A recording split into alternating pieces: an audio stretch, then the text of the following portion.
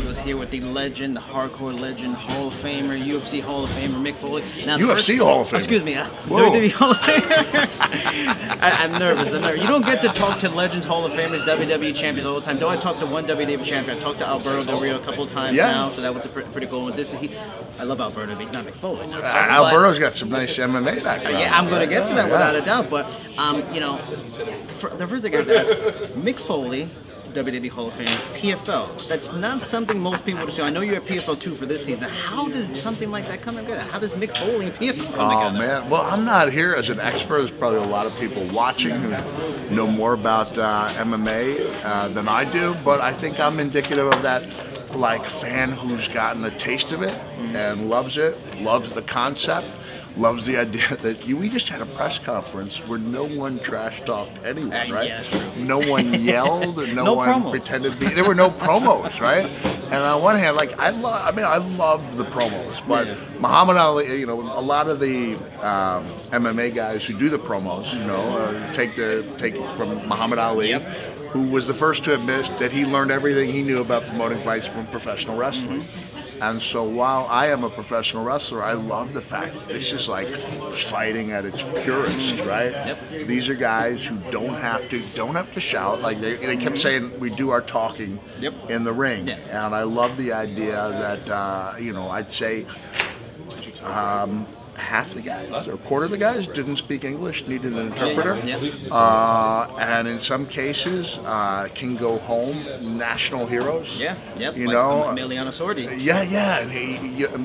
And it's from Turkish. Loic, in that case, I believe MMA has only become legal in the last week, very recently. It was illegal, so he had to fight out of somewhere else. The gentleman from Argentina. Sordi, he's saying he's don't believe that someone can be successful, and so I think PFL gives these great athletes a chance to not only have great fights, which is what we're looking for at a certain level, but to do something bigger.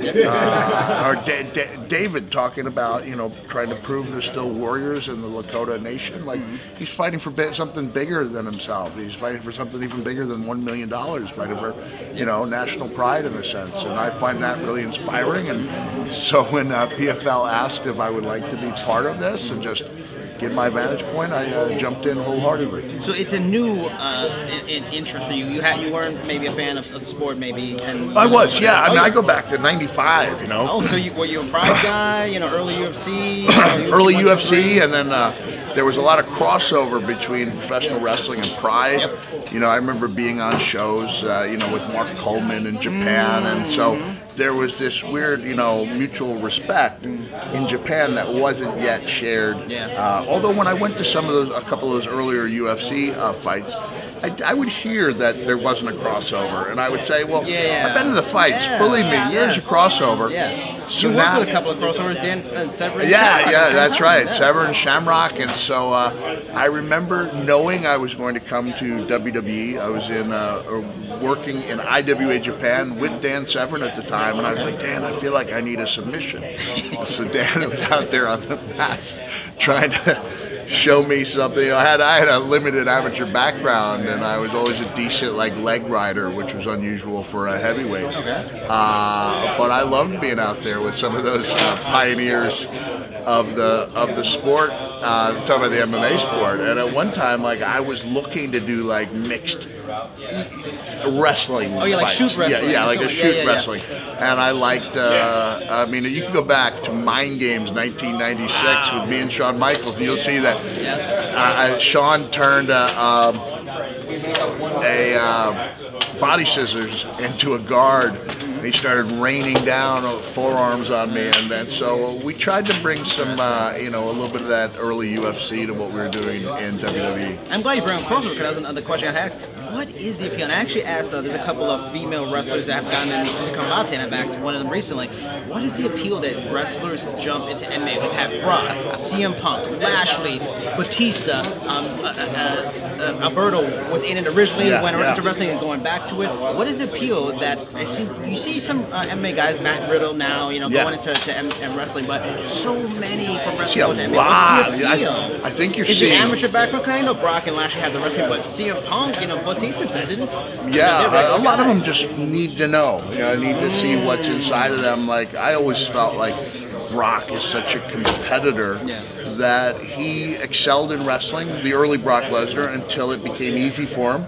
And then he looked for new challenges, whether it was to go into the NFL or whether to become a UFC champion. And I think when it comes to the other crossover from MMA to professional wrestling, they just realized that some of the things that allowed them to be great in MMA or collegiate wrestling or whatever their discipline was, jiu-jitsu or judo, is what's needed to excel in WWE. If they've already got the physical gifts and the mentality to do it, and they know there's a great a meme I put out. I retweeted it, and it said, "You can't fight here," and it was a packed, Vegas arena or whatever, unless you fought here. And there was about 100 people around a jerry-rigged cage, and I was like, bingo, because you can't wrestle here, being Madison Square Garden, unless you've done your work in armories and middle schools and parking lots. So I think there's a certain brotherhood, and they don't throw around the F word, fake anymore. Like, they realize that I love seeing MMA athletes excel. Like Shayna Baszler just had a dynamite match on NXT, maybe one of the biggest. Huge crossover. And then brought that MMA style and made it turn into a really believable pro wrestling style. So I love it. I'm very much for it. And two questions in one. One is, do you see a longer term relationship between you and the PFL doing stuff like this? And two, is it easier for you? Because I know you've done a lot more than just wrestling since you retired. But is this transition, talking about crossover, because there's a clear fan crossover too. A lot of MMA fans and wrestling fans. Do you think it's easier to jump into something like this and get like a warm reception? Because so many people here, like myself, grew up and so watch you and then are watching MMA. Is it an easier next job to do, to be in something like this? Well, this isn't a job. It's not a job. Gigs or a cameo. I mean, Lillian Garcia is a dear friend, and she asked me if I wanted to go to Nassau Coliseum several months ago. I put this date, MSG, December 31st, on my schedule, so much so that I even booked my own little storytelling show at the Stand on the 30th. So if you guys want to see me at the Stand, I believe there's still some. And I invited Kayla to come there as my guest. And I just, I intend to be a fan. I love big fight feels, I love the idea that once you get to know the people involved and see what's riding on it, that it's more, like I said, it's more than just a fight. It's like, not only the biggest moments of these competitors' lives, but in some cases bigger than the $1 million. Now, just a couple last questions, just related to MMA and kind of the wrestling too. One, close friend for a long time with Dwayne "The Rock" Johnson. He got to be the guy that... But he's your close friend? No, you. Close friend with you. I don't know The Rock at all. I wish I did. I thought you were name dropping my close friend, Dwayne "The Rock" Johnson. Your close friend, Dwayne "The Rock" Johnson, gets to put the BMF title around Jorge Masvidal and Madison Square Garden. I was there live for that. Trump was there. Everybody, what did you think of The Rock being part of one of the biggest moments in history? Hasn't he gotten enough in wrestling? Now he's got to take MMA moments too? Yeah. Yeah, you're right. You think he can leave a couple crumbs for us guys. Yeah, leave for you. Hey, man, The Rock's, he's a big fan also. I mean, this was something Nate Diaz just said, hey, let's have this title. And I think that's awesome.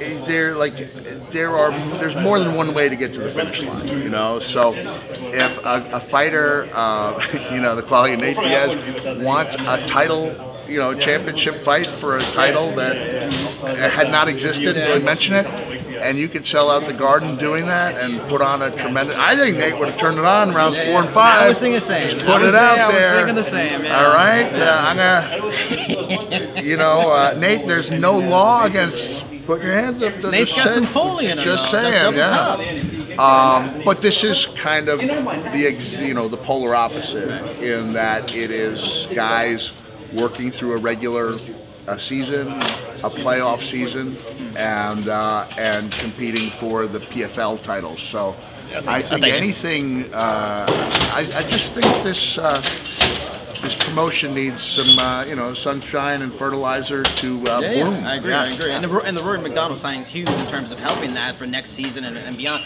One more, Alberto Del Rio, we mentioned it earlier. He had the fight in fighting Tito Ortiz at Combate. I interviewed both of them for the fight. If you watched it, what did you think of Alberto's performance? I thought he was pretty solid. I did not see it. Okay. I knew about Alberto's, his amateur accolades in Mexico, and became a great pro wrestler. Yeah. But again, there's something to those guys, who had been competitors, whether it's Brock or Lashley, Alberto, and then they still want to see if they've got something left in the tank. I think Batista was on his own personal odyssey, just wanted to say that I'd done it, just wanted to be able to prove to myself that I could do it. And then he was like, and now I'd like to be one of the biggest movie stars in the world. People didn't think that was possible, and he's done that. And so, yeah, I'm all for people trying to be the best at whatever they do. All right, thank you so much. Thank you, Appreciate my friend. it. Thank you. Mick Foley right here on Sherdog.com. Yeah.